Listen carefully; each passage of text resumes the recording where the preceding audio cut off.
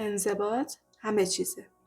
اگه صادق باشیم هممون استاد شروع کردن‌های مکرر هستیم. از شنبه، از اول ماه، از امسال و بعدش چی؟ هیچ. یه انفجار انگیزه میاد و چند روز بعد خاموش میشه.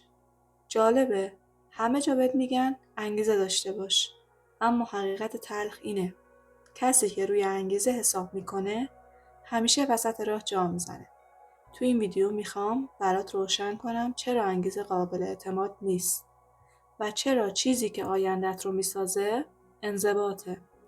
همه چیزی که همه ازش فرار میکنن و چرا چیزی که آیندت رو میسازه انضباطه. همون چیزی که همیشه ازش فرار کردی. یه چیزی رو اعتراف کنم، من دقیقاً همین جوری بودم. هر ماه با یه برنامه رنگی جدید شروع می‌کردم. هیجان داشتم، پر انرژی، 2 روز بعد با قدرت، روز سوم نصفه، روز چهارم هیچ. و بدترین بخشش این بود که خودم رو سرزنش می‌کردم. میگفتم چرا من انقدر تنبلم؟ چرا ثابت قدم نیستم؟ چرا نمیتونم ادامه بدم؟ تا اینکه یه روز با دوستی درباره همین مشکل حرف میزدم. اون وسط یه جمله گفت که انگار زمان وایستاد. گفت تو مشکل انگیزه نداری. مشکل تو اینه که به تکرار وفادار نیستی و انضباط نداری. همون لحظه فهمیدم من فقط میخواستم هر روز با یه حالت روحی عالی از خواب بیدار بشم. اما واقعیت اینه که هیچ کس همیشه اینطوری نمیمونه.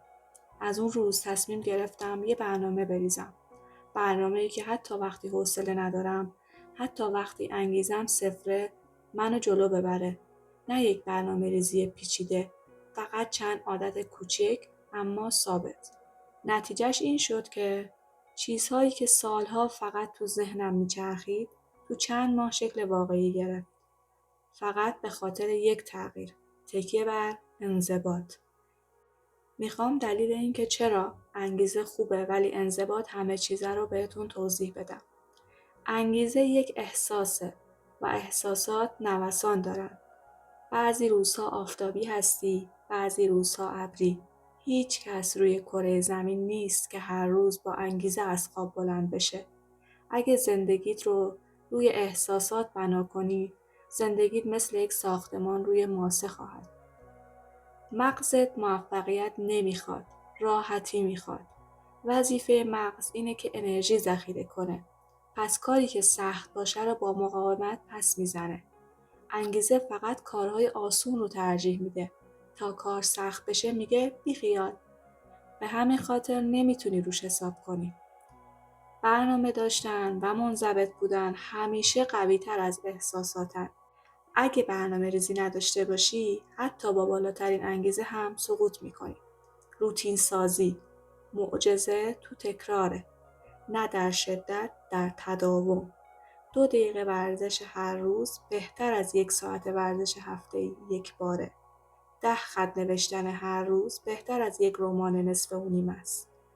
انضباط یعنی انجام دادن، مخصوصاً وقتی حال نداری.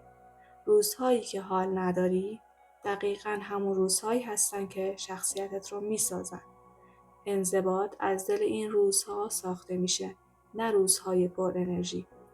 چند تا تکنیک عملی برای ساخت انضباط. قانون 5 دقیقه. فقط 5 دقیقه شروع کن، مغزت بعدش ادامه میده. حذف استکاک، لباس ورزشی جلو چشمت، میز کار تمیز، محیط کار آماده. ثبت پیشرفت، وقتی جلو رفتنت رو میبینی، ادامه دادن آسان‌تر میشه. پس پیشرفت‌هاتو ثبت کن.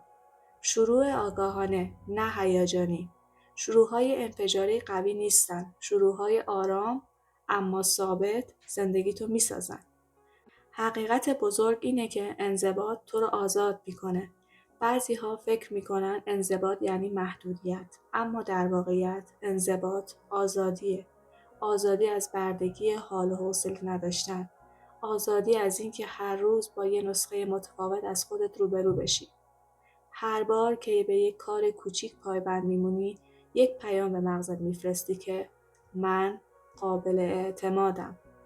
و این حس زندگیت رو از پایه عوض میکنه. وقتی این مسیر رو شروع کنی، یک چیز مهم اتفاق میفته. کم کم خودت رو بهتر میبینی. میفهمی چرا فرار میکنی، چرا عقب میندازی، چرا میترسی و بدون این شناخت‌ها هیچ عادتی پایدار نمیمونه. چطور خودت رو بهتر بشناسی؟ و قبل از اینکه ویدیو رو ببندی یک کار کوچیک انتخاب کن. فقط یک کار. و همین امروز 5 دقیقه انجامش بده. همین 5 دقیقه اولین آجر انضباط توه. در قسمت بعدی منتظرتم.